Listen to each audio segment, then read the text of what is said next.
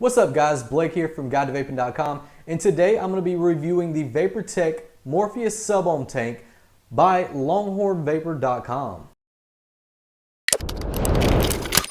So in today's market, it's pretty overwhelming because there's tons and tons of sub-ohm clearizers currently on the market and still coming out onto the market. And if you watched my last video of a sub-ohm clearizer, then you would know that I said it's getting kind of hard to differentiate these different clearizers. I told you in that review that they all pretty much look the same and made out of the same material, but the performance is a bit different on each one of them. However, that can be said different about this Morpheus Sub-Ohm tank because it has a very unique style and very unique appearance to it. The truth is with this tank that some people will like it and others will probably hate it. It's of course made of stainless steel. It's using Pyrex glass for its tank portion, and over that Pyrex glass is some more stainless steel that somewhat protects it. In my book, that's a good thing. It does have a wide bore drip tip, but it's tapered down at the bottom, and it does have adjustable airflow with 4 settings, but again, that airflow isn't very wide. What it ultimately comes down to is how well this Morpheus tank will perform versus the others. But before we get to that, let me just show you how it looks first. You are now looking at the Morpheus Sub-Ohm clearizer. This bottom cardboard piece holds the tank. You just slip this off like that. And the top cardboard piece is where your extra coil will be. You just slip this off. Here's a little instruction manual. And there's your extra coil.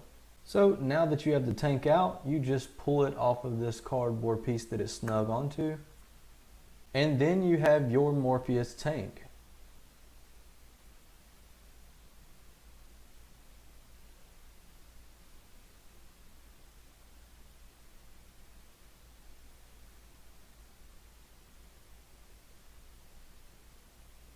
At the top you can see that there is a wide bore drip tip.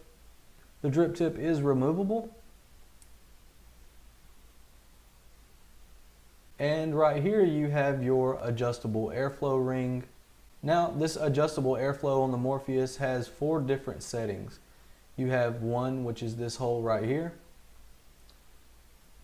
2, which gets a little bit bigger. 3, a bit bigger. And 4, which is wide open.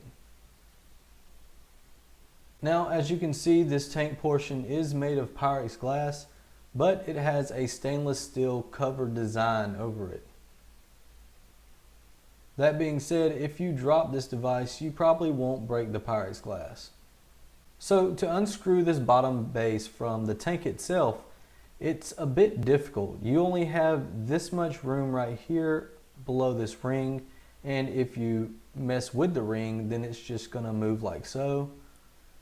So you have that, and then you have this small space up here to do something. And the thing is that this is screwed on so tightly that it's kind of difficult to unscrew it off of this tank.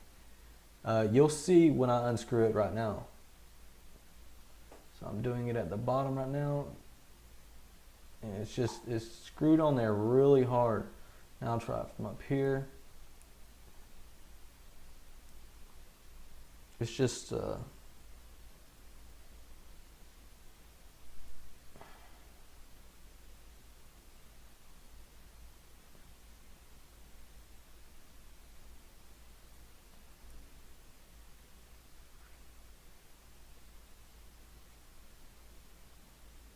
Now the reason why I think it's so hard to unscrew this bottom base from the tank itself is that this grommet, this rubber grommet right here is so tight that I think it adds a little bit of pressure and it's probably sticking to it just a little bit. So you'll notice on this bottom base that this rubber grommet looks very similar to others.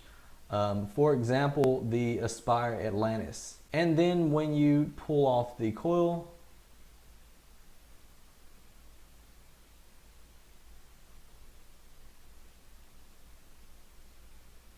this coil looks very similar to the Aspire Atlantis also. So this coil that's pre-installed is actually a 1 ohm coil that's rated from 15 to 25 watts.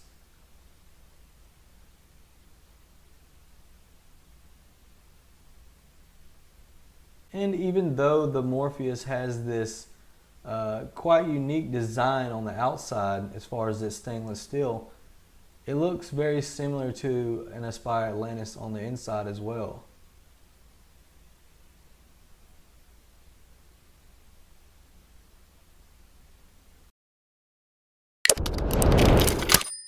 Now that you've seen what the Morpheus tank looks like up close, let me show you just how well it performs. So before we get started, I wanted to let you know that I am running the 0.5 ohm coil inside this Morpheus tank, and I'm running it at 30 watts on this K-Box Mini.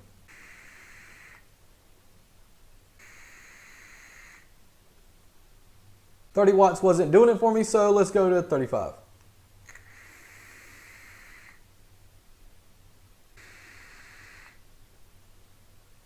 As you can see, it's putting out some nice clouds, but I wish I didn't have to suck so hard on it. I wish it had a little bit better airflow. I know that I've already made hints that this clearmiser is very similar to the Atlantis as far as its internals, and to tell you the truth, it kind of resembles it as far as performance as well.